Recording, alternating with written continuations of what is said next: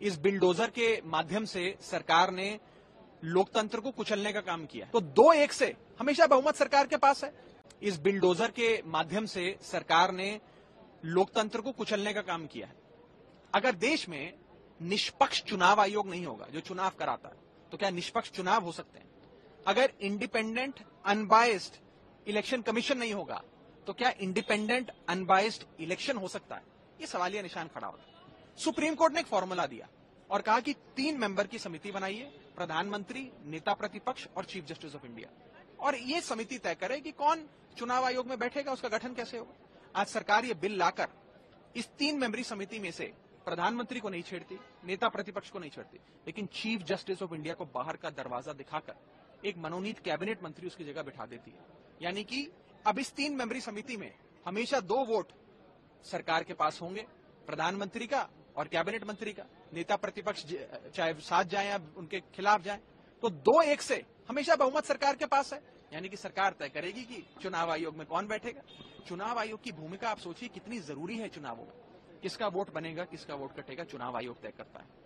EVM machine कहां जाएगी, कैसे कैसे इस्तेमाल होगी, कैसे उसकी काउंटिंग होगी, उसका नियंत्रण, उसका संचालन, उसकी स्टोरेज चुनाव आयोग करता है। यहां तक कि कौन किस पार्टी सिंबल पे चुनाव लड़ेगा, चुनाव होगा कब, कितने चरण का होगा, सब चुनाव आयोग तय करता है। तो चुनाव आयोग की भूमिका भारतीय लोकतंत्र में बहुत ज्यादा है, बहुत महत्वपूर्ण है। इसीलिए अगर उसके इंडिपेंडेंस से खिलवाड़ होगा तो चुनावों से खिलवाड़ करने के बराबर है। इसीलिए मैं कहना चाहूंगा कि हम सब आपस में मिलकर सलाह करेंगे, कानूनी राय भी लेंगे, और अगर कानूनी राय सबकी ये बनती है तो इस कानून को सुप्रीम कोर्ट में चुनौती भी देंगे। आपको ये जानना जरूरी है कि इसी साल दूसरा बिल सरकार लाई है सुप्रीम कोर्ट के फैसले को पलटने के लिए।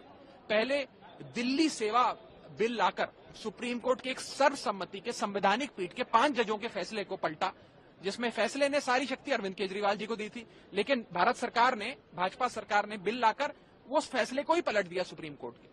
अब कुछ ऐसा ही हुआ, मार्च में सुप्रीम कोर्ट ने 5 जजों की संवैधानिक पीठ ने सर्वसम्मति से फैसला दिया कि निष्पक्ष चयन होना चाहिए। उस फैसले को पलट दिया इस बिल के माध्यम से, और सारा चुनाव आयोग के चयन की शक्ति सरकार ने अपने नियंत्रण में ले ली। तो मेरा यह मानना है कि इन दोनों बिलों को चुनौती दी जाए। एक दिल्ली सेवा बिल को तो हमने चुनौती दे दी, इस बिल को भी चुनौती देनी चाहिए, और दोनों का हश्र यही होगा कि सुप्रीम कोर्ट उन दोनों कानूनों को गैर संवैधानिक। अगर आप ये वीडियो YouTube पर देख रहे हैं तो हमारे चैनल को सब्सक्राइब करें और बेल आइकन को दबाना ना भूलें। अगर आप Facebook पर ये वीडियो देख रहे हैं तो हमारे पेज को लाइक करें। अगर आप ये वीडियो YouTube पर देख रहे हैं तो हमारे चैनल को सब्सक्राइब करें और बेल आइकन को दबाना ना भूलें। अगर आप Facebook पर ये वीडियो देख रहे हैं तो हमारे पेज को लाइक करें।